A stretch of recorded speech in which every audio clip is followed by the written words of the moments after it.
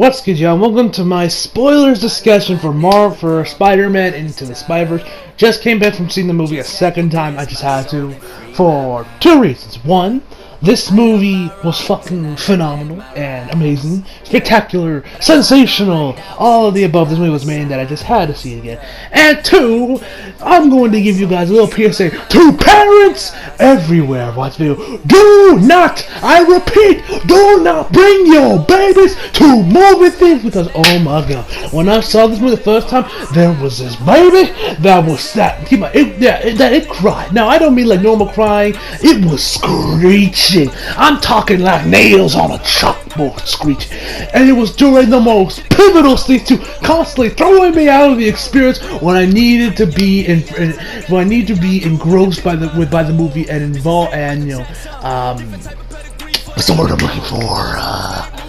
I can't think of the exact word I'm looking for. Invested is I'm supposed to be the most invested in the movie. I'm talking the stuff with Aaron Davis. I'm talking the stuff around the ending. That badass scene with Miles when he gets his suit. All of that. And I was constantly thrown out of these things like a godforsaken baby. Oh, alright. Mini rant over. I just had to get that PSA because goddammit, that was so fucking. I was like, I swear on Stan Lee's grave, I was like, please, for the love of God, shut up. Anyway, now I know some of you guys may say, hey Glenn, didn't you say you were gonna do like this, doing a collab with like a friend of yours? Yeah, but we couldn't it didn't work out. We couldn't schedule a time frame correctly because shit happened, Yeah, we both had our own lives going on. We couldn't schedule a time frame. So yeah, that's all I gotta say. That's all I'm gonna say on all I got to say on that front.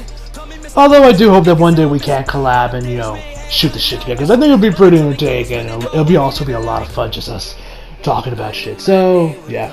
Now, let me first talk about some Easter eggs I noticed when I saw the movie the second time. Number one, Brian Michael Bendis, which you guys know is the creator of Miles Morales.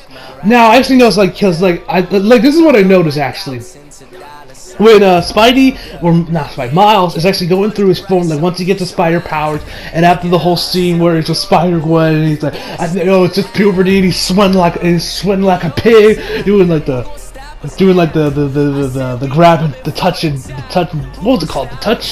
The shoulder touch? I forget exactly what it was called, and he was like, hey, that whole thing. I know when you search his phone, you can see under favorites someone by the name of B. Bendis, and it's so quick you could, if you blink, you missed it, and I'm surprised I caught it, and it says B. Bendis, which you could say that is actually supposed to be Brian Michael Bendis, who, like I said, is the creator of Miles, and when the guys get those comic books thrown onto the screen right before they get, their whole origin story recapped on Miles, it has a current font of, your Spider-Man book with the author being Bendis, Brian Michael Bendis. I'm surprised they have so many references to Brian Michael Bendis. I'm surprised he didn't get a cameo in the movie, although I wouldn't be surprised if that's because by this point he had already defected to DC. And I wouldn't be surprised if Marvel that would have been a little just no, he could not be in the movie. He defected to DC. That fucking traitor. Me personally, I don't care. You do you, bro, out there. You want to work on DC books, work on Superman shit? That's all you, brother. Anyway. So that's something cool I noticed with Brian was the little nods he gave to Brian Michael Bendis. Number two, number two. Now, since we know, by the way, like I said, this is a sports cousin, so there's gonna be major spoilers. If you want to see my spoiler-free thoughts, my review is already up on the channel. Just I'll probably have it up in the iCards above if I forget to put it, or you can just look for it. Anyway, so now I got my notes right here just to make sure I got everything that I need to. Another thing I noticed was that since, as you know, Spiderman 2099 Miguel O'Hara did have an appearance in the movie. It was around the end of the movie in the post-credits scene where he travels to Earth 67 and he has the altercation with the 67 Spider from the TV series. But I did like how they did have a few winks and nods to Spiderman 2099 throughout the movie, which I liked. Number one, there could have been more references to him, or maybe less, and maybe these aren't even really real references to him, but this stuff I know is just from my limited knowledge of Miguel O'Hara, from what I know from some of his appearances in the video games, as well as a little bit of the comics I've read.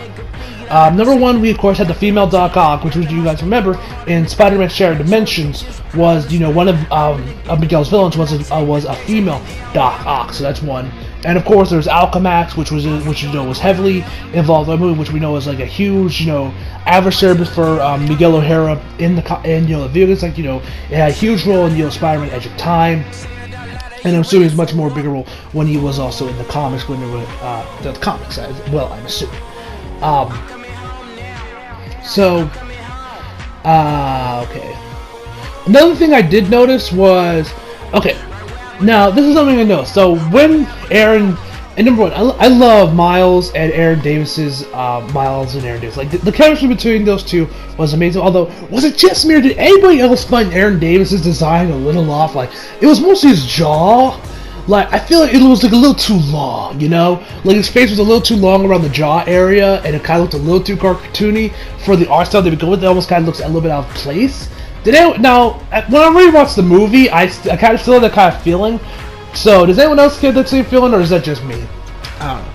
But that was another thing. But yeah, like I said, I love the relationship between Miles and and Aaron Davis. But speaking of Aaron Davis, there's a couple of things I want to talk about. Okay, so with Aaron Davis, number one, I love how they did his reveal, which I love how they do. When I saw the movie both times, I was like, they have like the booming music, and I imagine like they played off like it's like super shock, which it is, but. I love, me, being someone who's read the comics, who knows Aaron Davis is the Prowler. I just have this massive smile on my face, being like, yeah, motherfuckers, yeah. I love the way they did that. But one thing I definitely wish the movie did go a little deeper on was Miles' dad and Aaron Davis' relationship, because they really never explained why they have drifted apart. Now, if my memory serves me correct, in the comics, in the first volume of the comics, there was a whole section, few pages of the comic where Miles' dad sat down with Miles, and he explained to him, hey, what happened with him and Aaron Davis, which where we then knew that he also said that Aaron Davis is indeed the Prowler. So in the comics, it was never really a surprise, but here they played off like it is, which I think that was probably a good idea on the guys' part to keep that surprise, to tell us like, hey, Aaron Davis is the Prowler. I like how they did keep it a secret, and then they had that epic reveal. I loved it. But in the comics, if I remember correctly, I don't have the volume on me. I'm not looking at the volume right now. If I remember correctly, when they had the conversation, the reason why Miles and Aaron Davis, were so split, because is because if I remember correctly, back in the comics, Miles' dad and Aaron Davis used to actually steal shit. And that's why they split apart once Miles' dad became a cop. Because here, they never really give you a good explanation on why they have drifted apart, because the way they show it off here is just that they used to tag some buildings and do some spray painting art. That should not be the reason why two brothers should split apart and drift apart as much as Miles' dad and Aaron Davis does. And they even played off as if they actually went with the comics explanation with where Miles' dad when Miles gets to the new school, after I did like how they kept his origin in there with the whole stuff with him getting to that elitist school, it's called, because that's what Miles calls it. I like that elitist school. We know that he actually got there because of a lottery, because he won the lottery, and I like that they did play that up and that they did include that into the movie. But like I said, when Miles' dad and Miles were in the car, he right before Miles, he's like, no man, I wish we could just stay in my own school. Why am I here at this elite school? I'm only here because I won the lottery. Yada yada yada. You guys know. He said, you want to end up like Uncle Aaron. He's like, what's wrong with Uncle Aaron?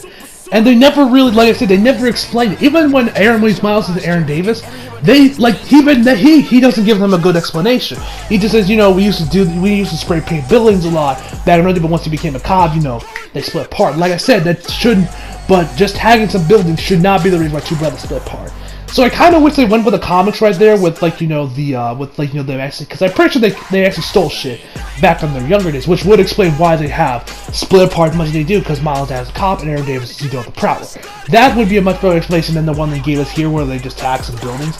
I felt like that was not a good enough explanation why two brothers should split apart. It's family. You just over tagging some buildings, come on. So, and throughout the whole movie, they almost act like that is the actual explanation, but they never tell you that in the movie. It just says, the tax and buildings, but, yeah. So that's something I would have loved for the movie to do, just to go a little bit more in-depth with Miles and Aaron Davis' relationship. Maybe they could possibly do that too, which we know is going to happen with Jackson. a friend of mine, Eli, my man Eli Moore, actually brought this to my attention on he hit me up on Instagram, and actually showed me this picture of like this leaked image of what the sequel is going to be called, Spider-Man Into the Edge of Spider-Geddon, which you guys know is a sequel to the Spiderverse comic, which has just recently ended, which of course, you know, which was just ended, which was like the sequel to Spiderverse, the Inheritors, you know, the end of Spider People, yada yada. You guys know if you've read the comic. Now, if that's what the actual comic's gonna be called, great, cool. I like that they're going with that. But I'm really hoping for the sequel they do bring in the Inheritors, because with a title called Spider-Geddon, you kind of have to bring in the Inheritors, because right here, like we know in Spider-Verse movie, first one, there's no mention of the Inheritors, no mention of any of that. The only real references it has to the original Spider-Verse comic is the fact that there are multiple Spider-Men trying to save the multiverse. That's about it. So I hope for the sequel they do bring in the Inheritors, because the Inheritors are actually really cool villains that I really dug from when I read them in the Spider-Geddon comic. I really thought that they were cool, and I hope we get more. And I hope that, and now we also heard rumors apparently that the sequel will also focus more on Gwen Stacy and Miles' relationship. You know, them actually getting together, aka they're going to most likely be adapting the Sitting in the Tree storyline from the comics into the sequel, which I hope they do, because I love the chemistry Miles and Gwen and Spider-Gwen have in this movie is just amazing. I'm glad that they had great chemistry, and I really hope that they do go full on with the right, because like when I saw the movie both times, like right at the end of the movie when, you know, Spider-Gwen's about to go into her back into her dimension, which one thing I noticed is when I rewatched the movie is actually when Spider-Gwen is actually in her dimension, the art style changes around her, like around the bullets and everything, the backgrounds, they reference the kind of like the same art style that most of our covers have in the comics, which I thought that was a really nice touch there by the guys out there, by the guys at Sony. So I really do hope they do adapt into the, you know, Sitting in a Tree, because it was like, you know, it was a nice cute story. Now I don't know if it's gonna be a one-to-one adaptation, because the whole reason they're kind of in there was because Miles' dad went missing and he was inside the multiverse, and Miles was looking for him, and Spider-Gwen just happened to also help him out. So I don't know if they're going to go full on with that, and that's going to be the major thing, while maybe Inheritors is maybe a side plot. I don't know, but whatever the case may be, I do hope that indeed they do bring up Miles and Gwen's relationship, because they do kind of set that up at the end of this movie, where, you know, where Spider-Gwen shows him, he's like, "Hey Miles, you got some time, you got some free time?" So I really hope they do go that way in the sequel. And also, I found this on one of my Black Cat Spider-Man shipper accounts I follow on Instagram, and this was so funny. I just had to screenshot this and tell you this guy. And now I'm going to be doing this in the JD Goon voice, because this has to. "I will never forgive Marvel for pairing these two," referencing Miles and Spider-Gwen. "Doesn't help that people actually find this pairing adorable. This is an insult to Gwen's character in general." Really? I don't see it. These two in this movie, and also when I saw Comic Store's video on Sitting in a Tree, these guys are perfect with each other, and I don't see this as an insult to Gwen's character. Oh man, some people on the internet. But yeah, that's one thing I do hope they do go on. That's one thing I hope, and I just love their relationship, and I do hope they go a little bit more in depth with that in the sequel Into the Spider-Verse, and, you know, Edge of Spider-Geddon, if that has to be the title. Another thing I got right here on my notes is actually Miles' dad. Now we know around when Aaron Davis died, when Miles' dad finds him, he kind of like I think he set up like a bounty or whatever, or a warrant out for Miles' arrest, because, you know, he kind of like, you know, he killed his brother. But they really just kind of end that whole plot, because I was thinking like, oh, are they going to maybe do like what they did with Harry Osborn, you know, the comics in Sam Raimi's, where he kind of has a hatred for Spider-Man and he wants to see him, you know, get taken down. That really just kind of, like, right when Miles' deck shows up around the end of the movie, when Miles faces off against the Kingpin at the end of the movie, they just dropped that whole plot point altogether, which I kind of hope they kept that, because that would have been a nice little dynamic for the sequel, where Miles' has to deal with, like, him being Spider-Man and his father fucking hates him because he thought he killed his brother. I would have thought that would have been cool, but they kind of end that plot point right then and there.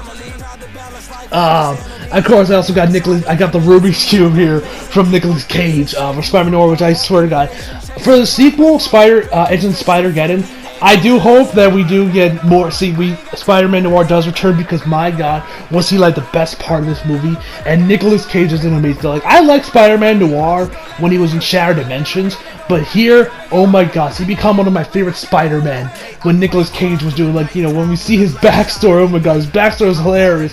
Where he's like, sometimes I let the matches go down to my fingertips just so I feel something.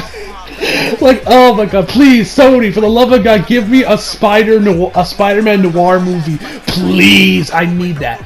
Oh, speaking of appeal game movies, you guys may remember that there was rumors apparently that Sony was actually going to do a movie set with on Aunt May where she's a spy.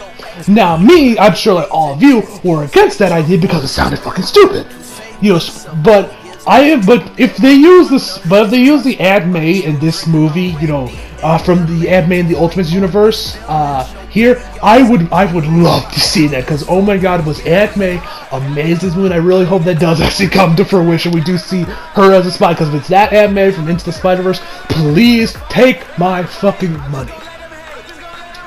We also see the Dimensional Watches make an appearance when Miguel O'Hara makes his appearance at the end of the post-credits, which we know that's been a very popular thing in the comics because Spider-Gwen also has one of those watches, which we saw her use throughout Into this. We saw that actually it was used a little bit in Spider-Gwen, as well as that was also one of the major plot points that was used throughout the Sid in the Tree storyline between Miles and Gwen when they were looking for Miles' dad. So that was cool. Now, another thing I got here was that the possibility that actually the Spider-Man that we see from the main universe, the 616 universe, I'm going to call him, could actually be the same Spider-Man from the Sam Raimi, because I think Godzilla Mendoza tweeted about this on his Twitter page.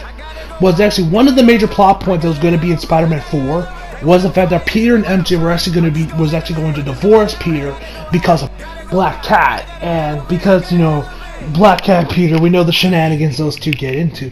MJ was probably later going to find out about this and later divorce about it. But now granted, that's a different reason how it happens into the Spider-Verse. Into the Spider-Verse, the reason they divorced, or maybe one of the reasons, was because MJ wanted kids, Peter didn't, which sounds very similar to someone I know, Ricky Bella. Sorry, I'm battling a bit of a cold right now. Also finished up some Mexican, so it's not to catch up with me. Anyway, so I think this is indeed the Sam Raimi Spider-Man. Now, granted, this could be just grasping straws, but the references to the movie and the fact that they're both divorced and both this win, and apparently also in the rumors, and apparently what was going to happen in Spider-Man 4, I said this may be like some alternate version of the Sam Raimi Spider-Man. But that's just me. Now, yeah. Another thing I want to talk about that I noticed was Penny. Now, as we know with Penny, she is Japanese, and because of that, they go full on with the anime. So like when her facial expressions sometimes match that. Some anime series, like her eyes kind of being like wide, kind of jagged, and her mouth like, and also the fact like you look at her art style, and I noticed when I rewatched the movie that she's like slightly designed a little differently with a bit more of an anime touch to it than the other characters. And I didn't really notice it until I saw it the second time. But and also fun fact, as you know, in her one shot when she first got introduced in the Spider-Verse, her whole thing was actually a whole huge love letter to Neon Genesis Evangelion, because actually the writer of that is actually a huge fan of Ava. So nice seeing the anime community is getting a little representation here in Spider-Man. You can actually see it with her mech in the original comic. It does kind of look like a bit like an Ava. But what I really want to talk about is the fact that how when her mech dies or gets destroyed, when she cries and she sees it die, it's very much like it's out of like some romance anime or some shonen shit. I saw that, I'm like, by God, this is the most anime thing I've ever seen. And yeah, like I like that the guys at Sony were like, no, fucking with Penny, let's just go full-fledged anime with it, because she's essentially an anime character at that point. And I do hope for the sequel we see her, she's a lot more grown up to where she is more in the comics, because I think in like the comics, from what I've seen of her in Spider-Again, she looks like she's about like 16, 17, which I do hope is what they go with in Enter Spider-Again that DC, just because I also prefer her I also prefer that design of her rather than her, I guess you'll say, her lolly design that was used in Into the Spider-Verse, so yeah, hopefully next time we see her, she's a lot more grown up. She actually has like the Ava and Sire inspired mech that she also has in the comics. I've seen that mech, it looks really damn cool. So yeah. What else do I got in here? Oh yeah, Miles becomes Spider. Oh my god, this scene. One other thing, like when I rewatch the movie, like when the whole scene where we see Ultimate Spider-Man die, or Ultimate Peter Parker, that's what I'm gonna call him. Blonde hair and everything. I also noticed he also has blue eyes as well, so I also noticed that. When I rewatched the movie, that I legit got chills through that whole Death of Spider-Man sequence, which that was so much better than the comics. Like when I read that in the comics, I really didn't feel anything. Maybe that.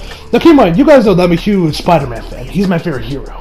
And you'd think like when I see his death in the comics, that I would feel something, but I didn't. Legit, I felt nothing when I saw Ultimate Spider-Man's death in the comics. But here, even though we spent just as much time with Ultimate Spider-Man in this movie as I did reading his comic, there was so much more to it, and I legit got chills up my spine with the whole scene. And also when that song, I'm not scared of the dark, I'm not running. No, I'm not afraid of the fall. Oh my god, that song! Oh, that song with that scene was, masterful. Like, I hope to god this movie gets some Grammys. Hell, I hope it sweeps the Grammys like Black Panther did. Now, I know this movie's at least gonna get one Grammy because, on the soundtrack, they have that rapper that died this year, XXXT something. That guy, since he died this year, I'm assuming that he's gonna get a Grammy for that song. Hopefully, in the next year's Grammys. And my god, let me just talk about the soundtrack for a minute. I talked about this a little bit in my review, but let me talk about it more. The soundtrack in this movie is so fucking good. And I hope to god for the sequel, they managed to get Kendrick Lamar on the soundtrack. Because, like, this time we had Vince Staples on there, which I love Vince Staples. He's also one of my favorite rappers, but that soundtrack needs Kendrick Lamar in there. It needs some good old Kendrick Lamar just to elevate it. Because, like, even though I would say between this and the Black Panther soundtrack, I prefer Into the Spiderverse soundtrack just a little bit more, in my personal opinion.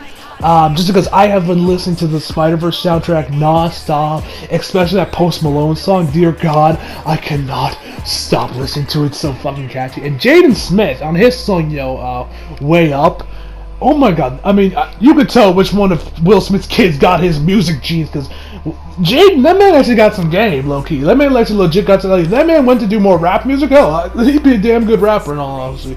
Because, that song was, that song's fire, but please, Sony, for the love of God, for the sequel, please get Kendrick Lamar on that soundtrack. Please, he needs to be in the sequel. I need him to be in there, because for me personally, he is the GOAT in my perspective. I love Kendrick Lamar's music. So please, Sony, get Kendrick Lamar for the sequel. And the scene, oh my god, rewatching the scene was so awesome.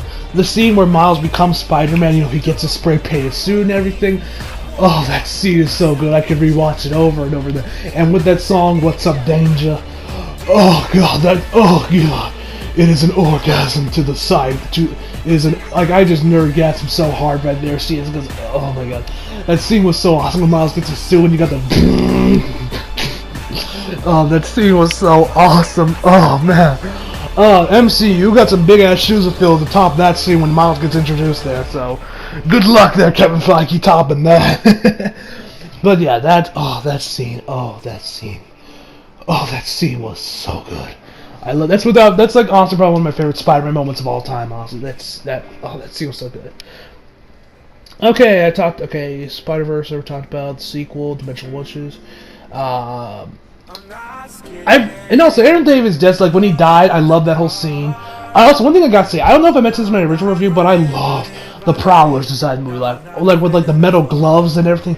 Oh, Aaron Davis' design with the praise of Prowler is awesome. I also love this whole scene when Aaron Davis dies and Miles is like, no, he says, I want you to look up to me, man. I failed you. That scene was just amazing voice acting from the guys who voiced those two. It was just an amazing scene, and with some spectacular music as well.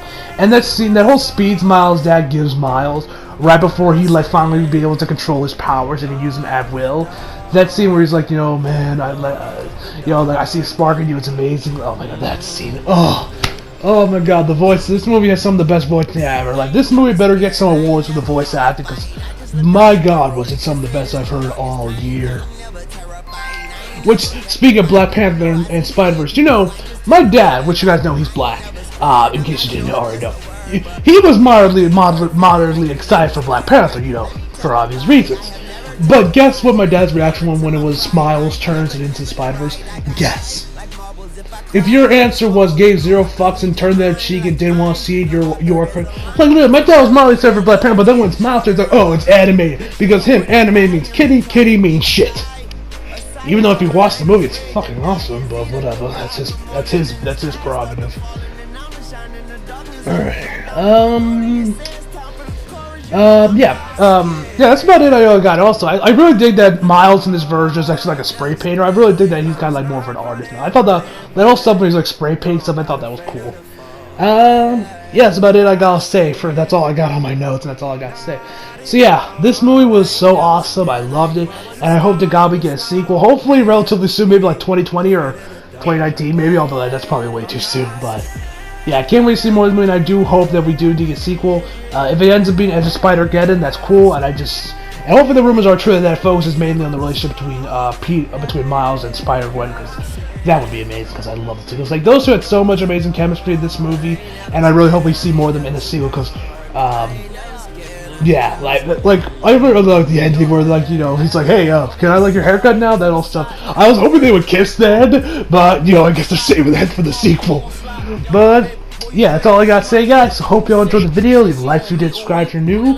Follow me on Instagram and Twitter if you like it. Links to our description in the description box below. And as always, come back for more. See you guys next time.